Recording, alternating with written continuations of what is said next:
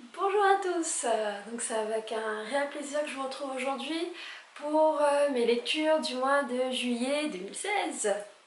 Je vais pas vous faire juillet 2015. Donc j'ai pas beaucoup de livres aujourd'hui, j'ai quelques romans, j'ai 2 mangas et j'ai un magazine. Donc en même temps c'est mois de juillet, il y a eu beaucoup de boulot, beaucoup de choses, beaucoup. Donc pas le temps de beaucoup lire.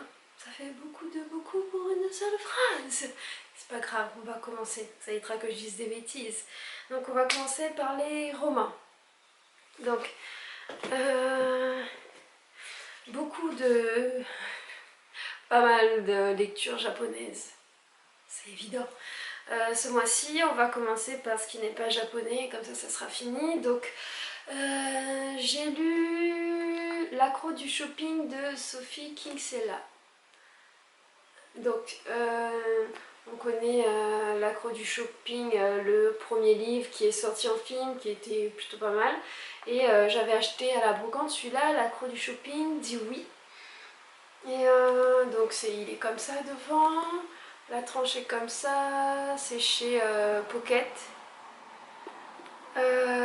C'est comme ça, là, derrière, il y a le début en fait, avec des commentaires de magazines. Qu'est-ce que... Comment j'ai trouvé ça? C'est de la lecture récréative, hein. C'est plutôt facile à lire. On peut même se jouer le film tout seul dans la tête, hein. Ça, il n'y a pas de souci. C'est Becky, la même que dans le premier, en fait, qui va se marier avec... je sais plus comment il s'appelle. D'ailleurs, on ne retient pas spécialement les noms. Donc, qui va se marier, d'accord, on va dire ça comme ça. Et qui est confrontée, enfin, sa demande bon, on reprend. Sa demande en mariage est faite le jour du mariage de sa meilleure amie en Angleterre. Et sa maman prend de suite les rênes de l'organisation du mariage et est conviée, sa belle-mère, en fait, la mère de son compagnon. Son compagnon et sa maman ont des relations assez spéciales puisqu'il a été abandonné étant jeune, puis il l'a retrouvé et donc il fait tout pour être remarqué par elle. Et la maman va se mettre, la belle-mère va se mettre elle-même à organiser un mariage à New York. Donc Becky ne sait plus quoi choisir entre le mariage en Angleterre et le mariage à New York, entre la simplicité du mariage en Angleterre et le faste du mariage à New York, parce que sa belle-mère est en train d'organiser le mariage de New York, le truc le plus fantastique. Et donc voilà, comment est-ce qu'elle va s'en sortir, comment est-ce qu'elle va faire pour choisir. C'est sympa, mais ça tire un peu quoi. Moi j'ai trouvé que ça tirait un peu sur le long, qu'on avait du mal à la voir sortir de l'embrouille, qui a été tout le temps dans je vais choisir, je vais décider, ça va être plutôt le mariage de maman, mais je sais pas comment lui dire à l'autre. Et en même temps, elle aime tout ce qui est clinquant, tout ce qui paraît fantastique quoi, donc c'est sympa. La fin, on s'attend pas à ce que, enfin je veux pas vous spoiler, hein, on s'attend pas à ce que ça se passe spécialement comme ça. C'est simple, voilà, ça n'a pas révolutionné le roman, quoi, ça n'a pas révolutionné le genre littéraire, mais c'est sympa à lire, voilà, ça se lit plutôt vite, même si ça tire un peu, à un milieu aussi, vas-y, décide-toi et choisis, quoi, mais ouais, c'est plutôt pas mal. Voilà, c'est ado, trentenaire, quoi, pas... Ensuite, on va commencer par celui-là. Deuxième roman, donc c'est Cauchemar Nippon de Mathieu Knieux, désolée pour la prononciation. Pareil, acheté en brocante, découverte en brocante, donc toujours chez Pocket, c'est comme ça. Franchement, j'ai beaucoup aimé. Donc ça raconte l'histoire de Daniel qui fait le tour du monde et arrive à Tokyo et commence à donner des cours pour avoir un peu d'argent pour pouvoir repartir. Le problème c'est que, c'est pas le problème, c'est qu'il va avoir une de ses élèves à qui il commence à avoir une histoire.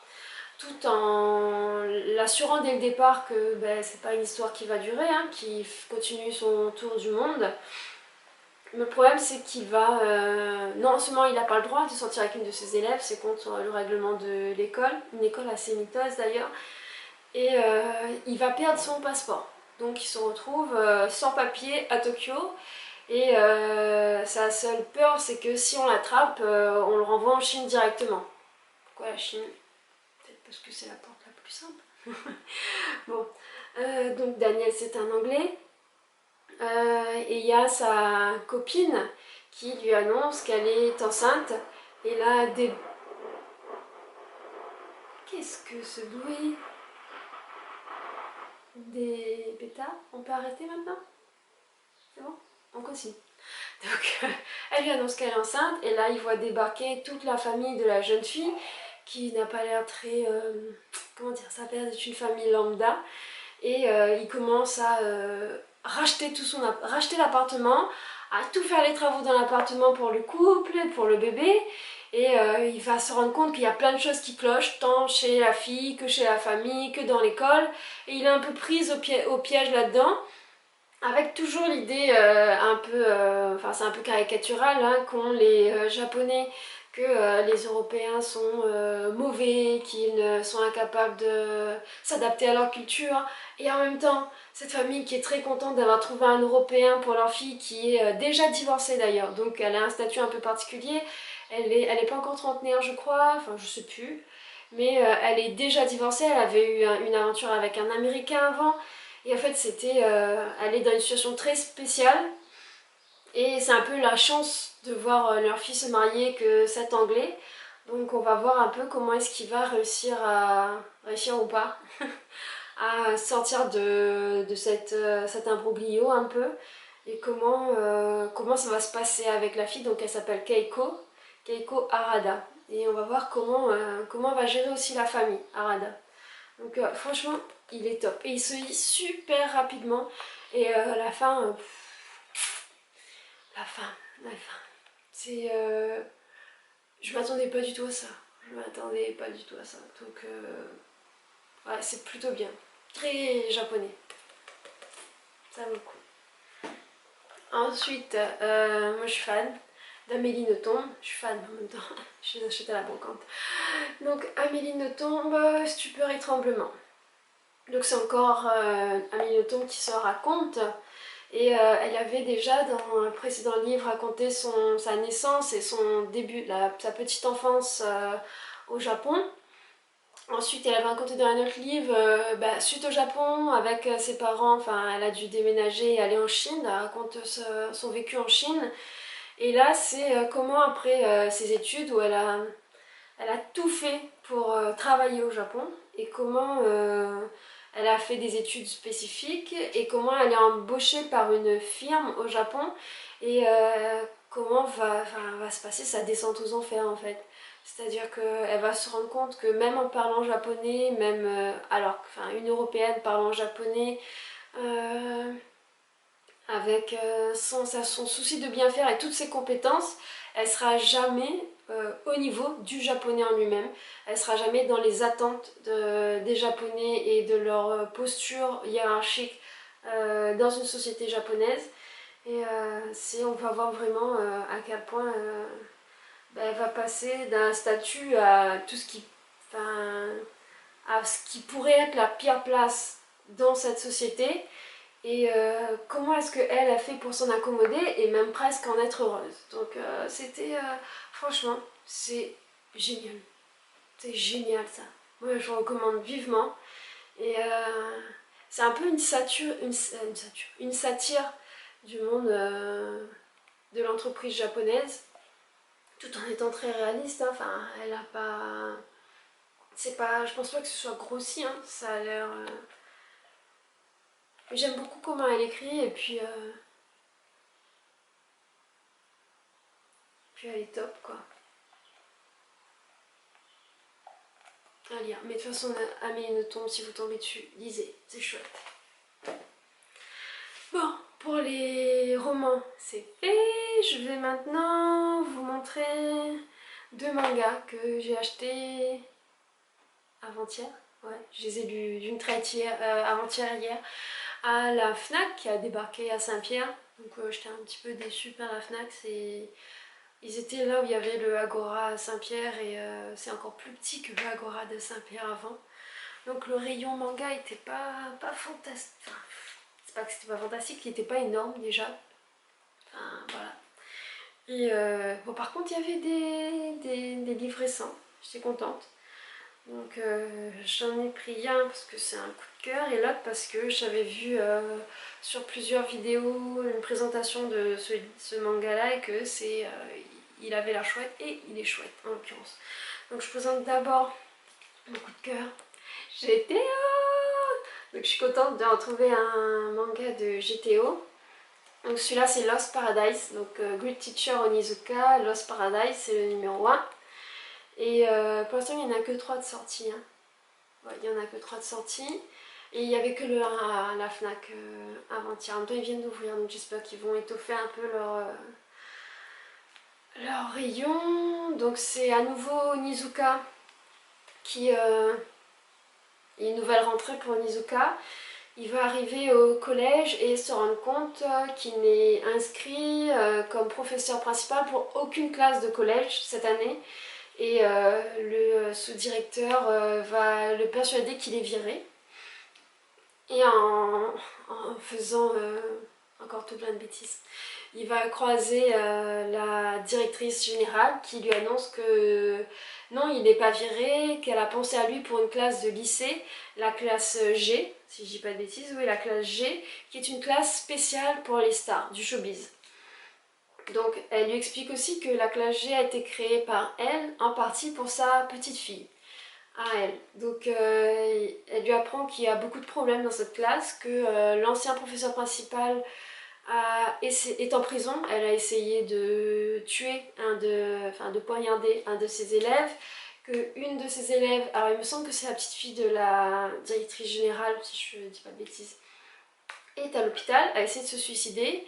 Et il y a eu beaucoup de grabuge dans cette classe. Donc lui, quand je spoil un petit peu, c'est-à-dire que quand il commence l'histoire, il est en prison. Et il vient d'arriver en prison, il va aider un gars en prison, là, un gars un peu louche, et il va lui raconter justement l'histoire. Donc il nous raconte déjà le début de son arrivée au lycée. Donc il est professeur principal adjoint. C'est une femme qui est la professeure principale, qui est une ancienne mannequin, si je dis pas de bêtises, une ancienne mannequin, donc qui connaît le showbiz et à qui il va venir en aide dès le départ. Et il va se rendre compte qu'il va avoir des problèmes non seulement avec les élèves de la classe, mais aussi avec les fans des élèves. Et voilà, on va avoir l'histoire, donc je vais pas tout vous spoiler. Franchement, Onizuka est encore plus pervers, il fait encore plus de bêtises et en même temps il est tout aussi génial. Donc moi j'étais contente de ce premier tome, franchement, c'était de la bombe. Ça annonce pas mal de péripéties, bon j'espère que ça sera pas en 22 ou 23 tomes comme le précédent. Mais en tout cas c'est du vrai GTO quoi. Alors je ne vous l'ai pas présenté encore, donc de Toru Fujisawa, que j'aime beaucoup. J'ai d'autres mangas de lui qui sont vraiment pas shonen comme ça, hein, c'est vraiment des trucs assez psycho, assez avec des monstres et tout. Et je trouve qu'il dessine super bien, j'aime beaucoup ses dessins. Donc la tranche est comme ça, en jaune, avec Onizuka ici en prisonnier, Toru Fujisawa, c'est chez Pika Édition, c'est comme ça. Et franchement, j'adore. Alors par contre, j'ai été étonnée à la fin, sur la tranche, je savais pas qu'il y avait eu toutes ces éditions de GTO. Alors je connais Young GTO, ça je connais, le GTO normal, ça je les ai lus. Alors il y en a un, il s'appelle GTO Shonen 14 Days, désolée pour le 14 Days, et ça je connais pas du tout. Je connais pas l'histoire. Il y a GTR, c'est Grid Transporter Ryuji, c'est le copain de Onizuka. Et il y a un autre type de manga, c'est Inohead Gargoyle. Ça je connais pas du tout.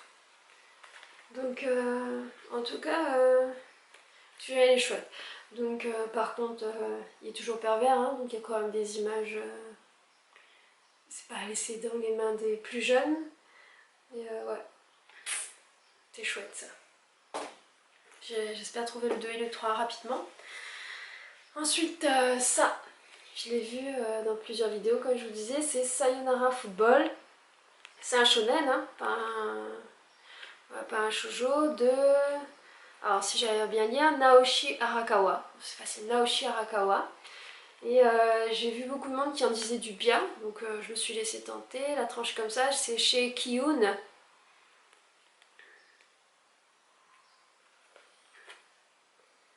Donc c'est une jeune fille, Nozomi, qui a toujours adoré le foot. Et depuis qu'elle est toute petite, et elle entre dans un collège où il n'y a pas d'équipe féminine et elle demande à entrer dans l'équipe masculine. L'entraîneur est tout à fait d'accord pour qu'elle entre, mais lui précise dès le départ qu'elle ne jouera aucun match. Donc elle est très forte, même plus forte que certains joueurs. Et en fait, il lui refuse l'entrée en match parce que elle n'a pas le gabarit. C'est-à-dire qu'elle est forte, mais tout le monde la dépasse en termes de grandeur et aussi en termes de force musculaire. Et l'entraîneur refuse, ayant peur qu'elle se blesse. Et même, enfin, c'est une fille, elle n'a pas à jouer dans le tournoi pour garçons. Elle a... elle est reconnue dans son club, tout le monde reconnaît sa force, son petit frère aussi est dedans. Dans le club, il s'est toujours entraîné avec elle et commence le tournoi inter-collège, je crois bien, c'est comme ça que ça s'appelle, je sais plus comment ça s'appelle. Et elle veut absolument participer au premier match. Donc on va comprendre que y a un jeune garçon qui s'appelle, alors il a un nom assez spécial, il a un nom, comment il s'appelle encore?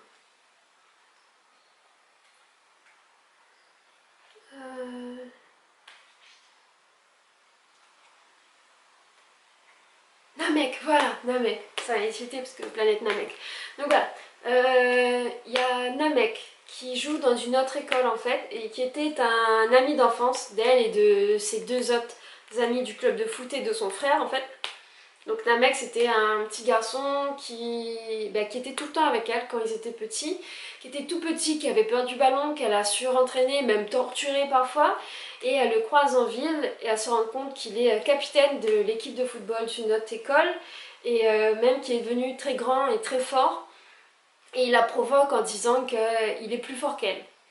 Et donc là-dessus, entre la colère, entre l'envie de montrer qu'elle est plus forte et aussi avec la nostalgie de ce qu'ils étaient quand ils étaient enfants et se demandant qu'est-ce qui serait passé s'ils n'avaient jamais été séparés, s'il n'avait pas déménagé, elle veut absolument jouer sur ce match, le premier match. Et on va voir qu'elle met en place pas mal de stratégies pour y jouer. Alors effectivement c'est un shonen. Et franchement les dessins de football et tout c'est génial quoi, c'est vraiment du shonen. Il y a une part shoujo quand même, vous verrez dedans, enfin, vous verrez si vous lisez. Mais franchement il est super bien. Alors je crois qu'il va pas en beaucoup de tomes, il se va en 4 tomes, quelque chose comme ça. Pour l'instant moi je trouvais que le premier à la FNAC, j'essaierai d'avoir les autres rapidement. Et ça promet d'être une jolie histoire. Et on va voir comment est-ce qu'elle elle va je pense changer avec tout ce qui va se passer. Donc c'est très belle histoire de football.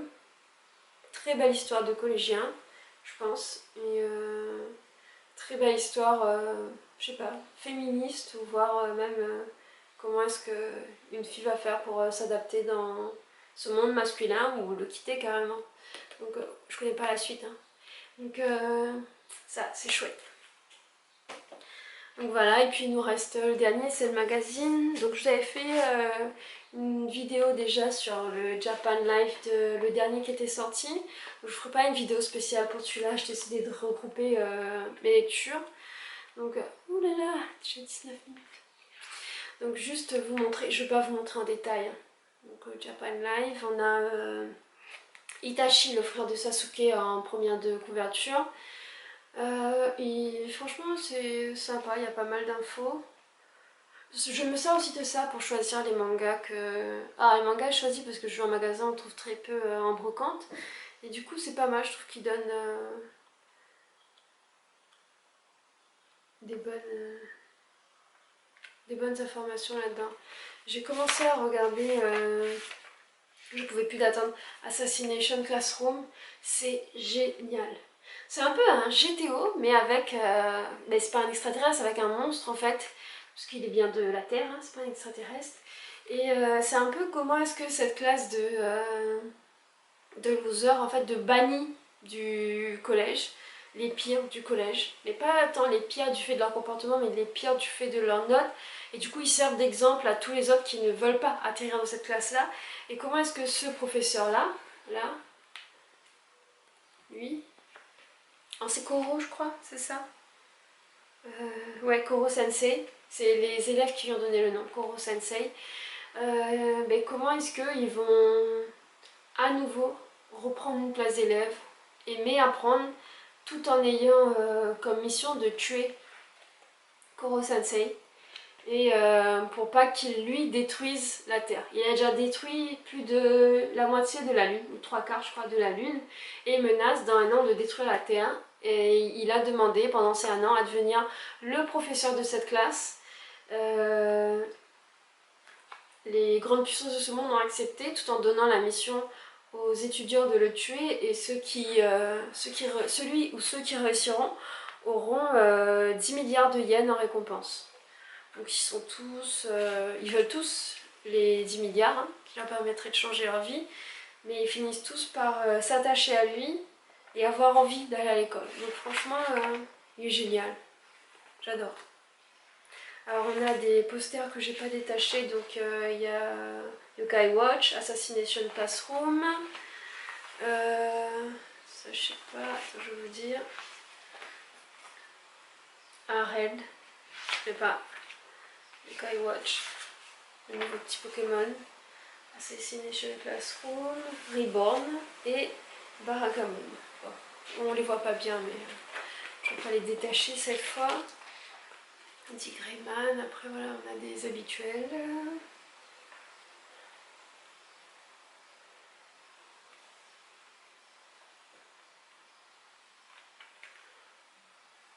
Victoire, kick-off, encore instruction football.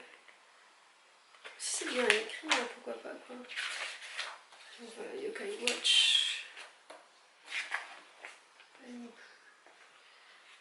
Et on a les fiches personnages derrière, donc dédicace pour Anne-Laure. Voilà, tu l'as peu, hein. Comment il s'appelle? Elric, je sais plus de... Oui, Elric, Edouard Elric de Fullmetal Alchemist. Ça c'est génial comme série, si vous ne connaissez pas, je vous recommande vivement. Et puis ces deux-là, je ne les connais pas. Donc il y en a un de Steins Gate et l'autre Seven Deadly Sins. J'ai vu un one-shot de cette série, enfin de ce type de série-là, je connais pas. S'il y en a qui trouvent ça bien, dites-le moi dans les commentaires. Voilà.